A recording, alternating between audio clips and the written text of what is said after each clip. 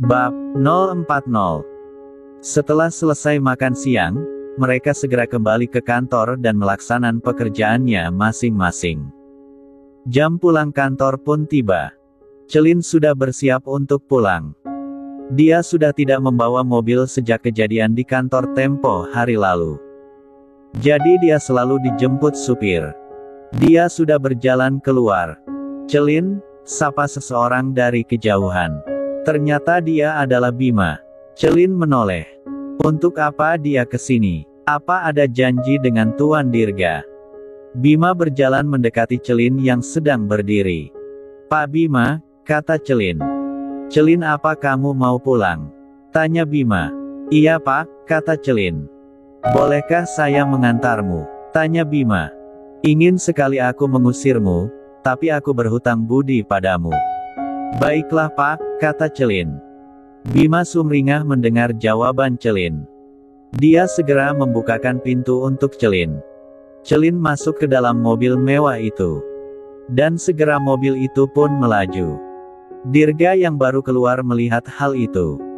Dia mengambil kesempatan. Dasar. Di mobil. Celin, apakah kamu ada acara nanti malam? Tanya Bima. Tidak Pak, jawab Celin. Bagaimana kalau nanti malam kita diner, kata Bima. Dasar tidak tahu malu. Maaf Pak, hari ini saya lelah dan nanti malam saya ingin istirahat, kata Celin. Sayang sekali ya, kamu selalu sibuk. Tentu saja wanita karir sepertimu jarang punya waktu luang, kata Bima. Itu kamu tahu. Iya Pak, saya memang jarang punya waktu, jawab Celin sambil menyunggihkan sedikit senyuman. Celin, maafkan saya jika ajakan saya ini mengganggumu, tapi saya benar-benar ingin sekali mengobrol berdua denganmu sebagai teman, kata Bima. Maafkan saya Pak karena belum bisa memenuhi keinginan Bapak, jawab Celin. Tidak apa-apa Celin, bisa mengantarmu begini pun saya sudah senang, kata Bima. Celin agak kasihan melihatnya, tapi mau bagaimana lagi. Semakin seorang pria mendekatinya semakin dia merasa ilfil. Entah mungkin karena dia belum mencintai siapapun setelah patah hati oleh Dava.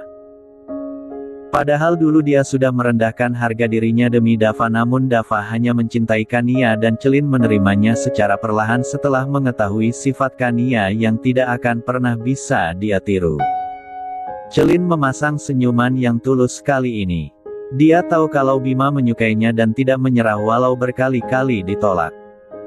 Tapi bagaimanapun juga, Bima menyukainya karena dia sangat cantik dan pintar. Dia tidak menyukai orang seperti itu yang hanya memandang fisik. Dia ingin orang yang sejak awal mengenalnya. Bersikap biasa saja dan jatuh cinta padanya setelah mengenalnya lebih dekat. Dulu dia berharap itu Dava. Tapi sekarang dia berharap pada seseorang. Celin, Bima membuyarkan lamunan Celin. Iya terima kasih Pak, kata Celin sambil membuka sabuk pengamannya. Saat Celin hendak keluar, Bima menahan tangannya. Celin, saya akan menunggumu sampai kapanpun kamu mau diner dengan saya, kata Bima menatap serius. Celin balik menatapnya. Apa dia mau mati? Terima kasih atas tumpangannya Pak, Celin melepas tangannya dan keluar mobil. Dia langsung masuk ke rumahnya. Bima melajukan mobilnya. Celin, satu-satunya wanita yang menolakku mentah-mentah. Padahal begitu banyak wanita yang mengejarku bahkan menyerahkan tubuhnya agar bisa menjadi kekasihku, tapi kamu begitu sulit untuk kudapatkan. Sangat menarik, wanita yang sok jual mahal sepertimu memang sangat membuatku penasaran. Apalagi dengan fisikmu yang sempurna. Aku akan mendapatkanmu bagaimanapun caranya. Bima menyunggihkan senyuman kecil. Entah apa yang dipikirkannya, dialah yang tahu. 1 minggu kemudian, Dirga dikejutkan dengan kedatangan 2 orang tamu tak diundang. Apa, jadi dia penyelamatku? Tanya Dirga kaget. Iya Tuan, setelah membaca isi pesan itu aku pergi ke pantai itu dan mencari tahu siapa penyelamat Tuan. Dari data pengunjung hotel dan rekaman CCTV di dalam hotel, aku menemukan dia.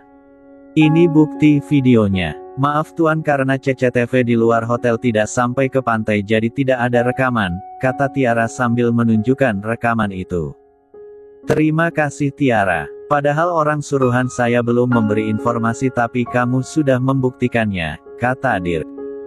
Tiara tersenyum. Dia menyerahkan ponselnya agar Dirga melihat dengan jelas rekaman CCTV itu. Tampak dalam rekaman di dalam lorong hotel. Wanita itu menggunakan dress coklat muda dengan rambut sepunggung. Dirga memperhatikan wanita yang dibawa Tiara. Ternyata memang mirip. Siapa nama kamu? Tanya Dirga. Saya Hana tuan, jawab gadis itu. Hana, di mana rumahmu? Tanya Dirga. Saya tinggal di kota C tuan, kata Hana. Dirga berdiri dan menghampiri Hana.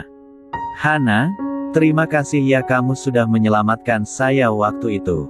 Katakan apa yang bisa saya lakukan untuk membalasmu, tanya Dirga. Saya tidak ingin apa-apa tuan. Saya menolong dengan ikhlas, kata Hana. Hana, maafkan aku karena waktu itu aku mengaku sebagai dirimu, kata Tiara dengan raut wajah sedih. Tidak apa-apa Tiara, kata Hana memeluk Tiara. Dirga senang melihatnya. Tuan, apakah kita bisa berteman? Tanya Tiara kepada Dirga. Seperti janji saya, kata Dirga. Tiara mengembangkan senyuman. Tiba-tiba pintu diketuk oleh seseorang. Masuk, kata Dirga. Celin masuk dan dia terkejut melihat kedatangan Tiara dengan seorang wanita. Ha, Tiara, mau apa dia? Celin, kenalkan ini Hana. Dialah penyelamat saya, kata Dirga. Penyelamat katanya. Dia ini bodoh atau apa sih? Hai, saya Celin, kata Celin menjabat tangan Hana sambil melihat Hana dari atas sampai ke bawah. Saya Hana, jawab Hana membalas jabat tangan Celin. Senang bertemu denganmu. Ternyata setelah setahun lamanya rambut kamu tidak bertambah panjang ya, tetap sepunggung, kata Celin di sela senyumannya. Idot iya mbak, saya tidak suka rambut terlalu panjang jadi saya memotongnya, kata Hana gugup. Celin bisa melihat kegugupannya. Apa karena akan bertemu Tuan Dirga makanya kamu memotong rambutmu? Tanya Celin. Tidak mbak, jawab Hana semakin gugup. Kenapa kamu gugup bodoh? Gumam Tiara. Celin, dia penyelamat saya, ini videonya, kata Dirga menunjukkan rekaman CCTV ke Celin. Tuan, sebodoh inikah dirimu? Celin melihatnya dengan jeli. Saya pinjam infocus Tuan, kata Celin. Dia menyambungkan ponsel Tiara dengan infocus agar memperbesar rekaman itu. Celin memutar video itu. Tuan, jam berapa Tuan tenggelam pada waktu itu? Maksud saya, jam berapa Tuan meninggalkan hotel dan menuju pantai? Dan tanggalnya? Tanya Celin. Jam 7 malam saya keluar dari hotel dan berjalan sekitar setengah jam. Saat itu tanggal 14 Juli, kata Dirga. Berarti kejadian itu sekitar jam setengah 8. Kita lihat apa yang dilakukan Hana pada jam itu dan, tunggu dulu, ini kan rekaman tanggal 12 Juli, kata Celin. Hah, mana? Tanya Dirga. Ini Tuan, jawab Celin menunjukkan tanggal yang tertera sudut rekaman video itu. Benar, kata Dirga. Dia menoleh ke Tiara dan Hana. Tiara, apa maksudnya ini? Tanya Dirga dengan tatapan tajam. Tiara tak bergeming. Kenapa gadis sialan ini harus datang dan merusak segalanya? Tiara, aku tahu kamu bodoh. Tapi aku tidak menyangka kamu akan melakukan hal seidiot ini, kata Celin. Kenapa kalau aku berbohong? Aku hanya ingin berteman lagi dengan Mas Dirga tapi kamu menghancurkan segalanya, kata Tiara. Apa? Menghancurkan? Kamu yang membuat dirimu semakin terlihat bodoh. Kamu harus belajar dari ahlinya untuk trik seperti ini. Entahlah Tiara, kamu adalah gadis paling bodoh di dunia, kata Celin masih dengan nada tenang tapi sungguh kata-kata yang tajam dan menyakitkan. Tiara, keluarlah dari ruangan saya dan jangan pernah kembali lagi dengan kebohongan apapun, usir Dirga. Tiara menatap tajam ke arah Celin. Puas kamu, akan kubalas kamu. Tiara dan Hana meninggalkan ruangan Dirga. Tinggallah Celin dan Dirga. Kenapa Tuan gampang sekali percaya? Tanya Celin. Siapa yang percaya? Tanya Dirga. Jika saja saya tidak masuk ke sini, maka Tuan akan terperangkap dengan kebohongan dia lagi, kata Celin. Karena itulah aku tidak takut dibohongi, kan ada kamu, kata Dirga. Sudahlah Tuan, hentikan pencarian penyelamat Tuan itu, kata Celin. Tidak, aku akan mencarinya, kata Dirga. Sampai kapan Tuan? Tanya Celin. Sampai kamu mengakui bahwa kamulah penyelamat saya, kata Dirga. Kata-katanya mampu membuat Celin terdiam. Apa? Celin tidak percaya dengan dia dengar. Saya tidak sebodoh yang kamu kira Celin. Setelah obrolan kita di restoran, aku jadi bertanya-tanya apakah omonganmu sungguh-sungguh atau hanya main-main, kata Dirga. Flashback on. 1 minggu yang lalu. Dirga sedang mengecek email di laptopnya. Tiba-tiba Dava masuk. Bisakah kau mengetuk pintu dulu? Kata Dirga. Tidak, berikan laporan perusahaanmu yang tadi diberikan Celin, kata Dava. Ambil dan pergilah, kata Dirga yang semakin tidak fokus. Kau kenapa? Apa ada yang mengganggu pikiranmu? Tanya Dava. Entahlah. Tiara berbohong padaku dan dia bukanlah penyelamatku, kata Dirga. Lalu siapa? Tanya Dava. Entahlah, aku sedang mencarinya, kata Dirga. Berjuanglah, kata Dava. Apa menurutmu Celin mau menceburkan diri di laut yang bisa membuat rambutnya rusak dan kulitnya kering? Tanya Dirga. Kenapa kau bertanya begitu? Tanya Dava. Karena dia sendiri yang bilang, kata Dirga. Dan kau percaya? Tanya Dava. Jangan menjawab pertanyaan dengan pertanyaan juga, kata Dirga kesal. Tunggulah, kata Dava. Dia pergi keluar dan tak lama kemudian kembali dengan sebuah flash disk. Bukalah, kata Dava. Apa ini? Tanya Dirga heran. Ini sebuah flash disk berwarna hitam, kata Dava. Aku tahu, jawab Dirga sambil mencolokkan flash disk itu ke laptopnya.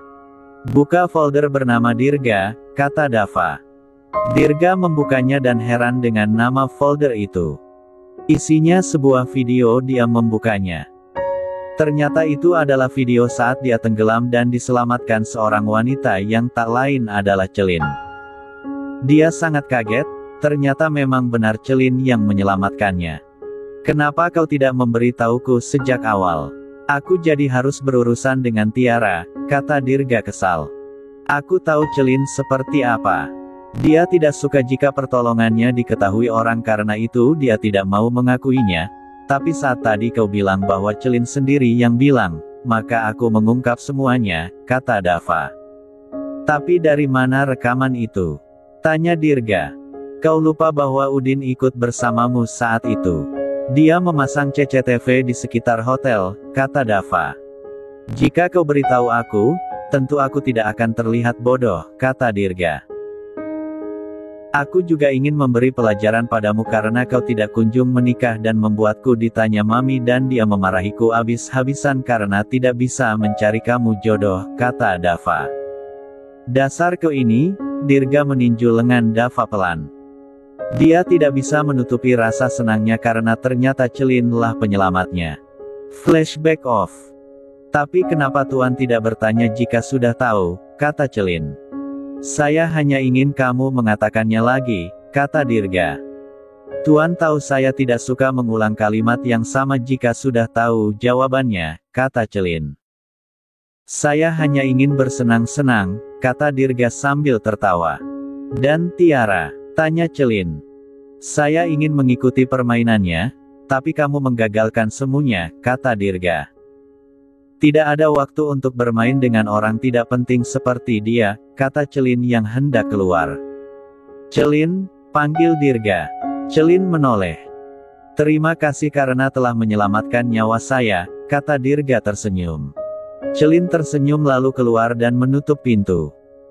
Hari ini Celin dan Dirga akan mengikuti pertemuan besar seluruh cabang perusahaan yang akan dilaksanakan di perusahaan Dava yang merupakan induk perusahaan. Tuan, saya sudah siap, kata Celin mendatangi ruangan Dirga. Iya sebentar lagi, kata Dirga yang tengah mengecek HP-nya tanpa menoleh.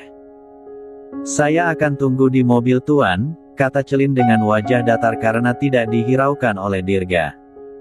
Celin berjalan menuju mobil dan duduk di bangku depan.